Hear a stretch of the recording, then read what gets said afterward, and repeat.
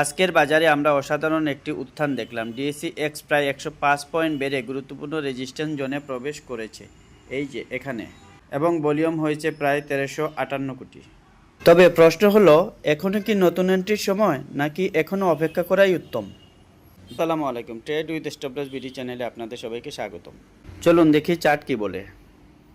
দেখুন, আজকের ইন্ডেক্স 110 পয়েন্টের মতো বৃদ্ধি পেয়েছিল এবং দিন শেষে ক্লোজ দিছে 105 পয়েন্টে এবং ভলিউম 1358 কোটি, যা গত দিনের তুলনায় কিছুটা বেশি, এবং ভলিউম গত কিছুদিন ধরেই ক্রমান্বয়ে একটু একটু করে বাড়তেছে, যা বাজারের জন্য ইতিবাচক সংকেত। এই যে এই ভলিউমগুলো আপনারা খেয়াল করবেন। আমি আগেই বলেছিলাম যে ইন্ডেক্স এখান থেকে যদি বৃদ্ধি পেয়ে এভাবে যেন সে না করতে পারে এবং ভলিউম যেতে সে আপ কন্টিনিউ করে। যদিও আপনারা এখানে দেখতে পাচ্ছেন ইন্ডেক্স একটা গুরুত্বপূর্ণ রেজিস্ট্যান্স জোন টাচ করেছে এবং সেই জোনের ভিতর প্রবেশ করেছে। এখন দেখার বিষয়, ইন্ডেক্স এই জোন ব্রেকআউট করে উপরের দিকে চলে যেতে পারে কিনা এবং তার এই ভলিউম সে কন্টিনিউ রাখতে পারে কিনা। এছাড়া আমরা বাজারে দেখতে পাচ্ছি সেক্টর ভিত্তিকভাবে ফাইন্যান্স, ফার্মা ও ইঞ্জিনিয়ারিং খাত বেশ ভালো অবস্থানে রয়েছে। ব্যাংক সেক্টরও ধীরে ধীরে নেতৃত্বে আসার চেষ্টা করছে। টেকনিক্যালি দিক থেকে যদি বলি, ডিএসসি এক্স এখনও গুরুত্বপূর্ণ। এই যে এখানে দেখুন 5655 বা 660 এই লেভেল সে এখনও ব্রেকআউট দিতে পারেনি। এই লেভেল থেকে ডিএসসি এক্স মাত্র 30 পয়েন্ট দূরে অবস্থান করছে। এখন আমাদের দেখার বিষয় হলো এই জোনটা ডিএসসি এক্স হাই ভলিউম সহ ব্রেকআউট দিতে পারে কিনা এবং টিকে থাকতে পারে কিনা।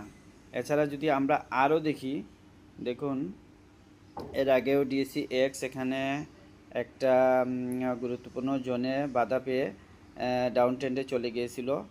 আবারও সে একই জোনে ডিএসসি এক্স অবস্থান করতেছে। এখন আমাদের লক্ষ্য রাখতে হবে এই জোনে ইন্ডেক্স কী করে, ভলিউম কোন দিকে মুভ করে। এছাড়া আরেকটি গুরুত্বপূর্ণ যদি এই বিষয় আমরা দেখি, কারণ অনেক সময় আমরা দেখি রেজিস্ট্যান্সের কাছাকাছি গিয়ে অনেক সময় বাজার প্রফিট টেকিং হতে পারে। তবে আমি বলবো, যাদের ভালো শেয়ারে অবস্থান আছে তারা হোল্ড করতে পারেন। যদি শেয়ারের মূল্যবৃদ্ধি ঘটে তবে আপনি হোল্ড করেন এবং অল্প অল্প করে প্রফিট টেক করে সেই শেয়ারে সুইচ করতে পারেন।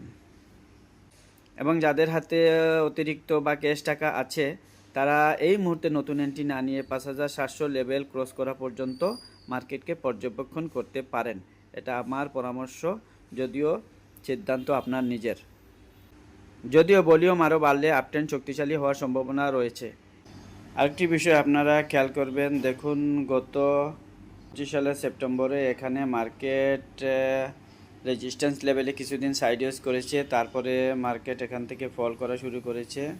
তো আবারও যদি মার্কেট, দেখুন ফেব্রুয়ারিতেও মার্কেট এখানে রেজিস্ট্যান্স লেভেলে টাচ করে মার্কেট ফল করেছে এবং আবারও মার্কেট যদি এখানে সাইডওয়েজ করে তবে আমাদেরকে সাবধান হতে হবে। আর যদি মার্কেট সাইডওয়েজ না করে এখান থেকে শার্প মুভমেন্ট দেয় তবে আমাদেরকে নিউ এন্ট্রির জন্য অপশন খুঁজে নিতে হবে। তবে অবশ্যই কোনো শেয়ারের চূড়ায় আমরা আমাদের ফুল পোর্টফোলিও দিয়ে শেয়ার বাই করব না। তবে সবচেয়ে গুরুত্বপূর্ণ এবং আশা জায়গা নিয়ে একটা বিষয় এখানে লক্ষণীয়, দেখুন মার্কেট এখানে বেশ কিছুদিন এই আজকের 105 পয়েন্ট মুভমেন্টের আগেই বেশ কিছুদিন এখানে একটা সাইডওয়েজ করে তারপরে সে ব্রেকআউট দেওয়ার চেষ্টা করছে এবং গুরুত্বপূর্ণ 5600 থেকে 5650 জোনে প্রবেশ করেছে। এখন আমরা দেখব এই জোনটা সে কীভাবে ব্রেকআউট করে, নাকি এখানে আবার নতুন করে সাইডওয়েজ করে। আরেকটা বিষয় এখানে লক্ষণীয়, দেখুন ডিএসসি এক্স কিন্তু এই জোনে টাচ করার সময় পূর্বে এরকম এত বড় ভলিউম নিয়ে সে ওঠেনি। দেখুন এখানে কিন্তু আজকে সে বেশ ভালো একটা ভলিউম করেছে এবং এই যে দেখুন এখানেও কিন্তু মার্কেট উঠে তারপরে এখানে সাইডওয়েজ করেছে, দেখতে পাচ্ছেন আপনারা। কিন্তু আজকের মার্কেটটা এখানে বেশ আশা জায়গা নিয়ে, কারণ সে আজকের মুভ দেওয়ার আগেই সে এখানে সাইডওয়েজ করেছে। এই যে দেখুন এখন আমরা যদি দেখি মার্কেটে এখানে 2-1 দিন সাইডওয়েজ করে আপে যায়, তবে অবশ্যই আমাদের সেই সুযোগটা কাজে লাগাতে হবে এবং তার জন্য সতর্কতার সহিত সিদ্ধান্ত নিতে হবে এবং এই ভলিউমগুলো আমরা খেয়াল করব যেন ক্রমান্বয়ে ইনক্রিজ করে। তো আমরা বিশেষভাবে খেয়াল করব আমরা ডিএসসি এক্সের এই 10 বারটা যেন 5650 থেকে 700 এই লেভেলটা ক্রস করে সরাসরি চলে যায় 5850 বা 6000 এই লেভেলে। 5850 থেকে 6000 লেভেল হবে তার পরবর্তী টার্গেট। যদি ইন্ডেক্স 5650 বা 700 এই লেভেল সে ক্রস করতে পারে, এই যে এই লেভেলটা যদি সে ক্রস করে টিকে যায়, তাহলে তার পরবর্তী টার্গেট হবে 5850 থেকে 6000 লেভেল এবং ইনশাল্লাহ মার্কেট ভালো হবে, এই আশা আমরা করতেই পারি। তবে অবশ্যই তার সাথে আমাদেরকে এই ভলিউমের দিকে নজর রাখতে হবে। ভলিউম অবশ্যই আমাদের বর্তমান লেভেল থেকে আরও বাড়তে হবে, অর্থাৎ 1500 কোটি প্লাস এভারেজ ভলিউম হতে হবে, হোক সেটা 1800 কোটি বা 2000 কোটি। কোনো অবস্থায় যেন ভলিউম 1000 কোটি টাকার নিচে নেমে না যায় এবং বর্তমানে যে 1200 বা 1300 কোটি টাকা ভলিউম হচ্ছে এটা কন্টিনিউ করতে হবে এবং ক্রমান্বয়ে বাড়তে হবে।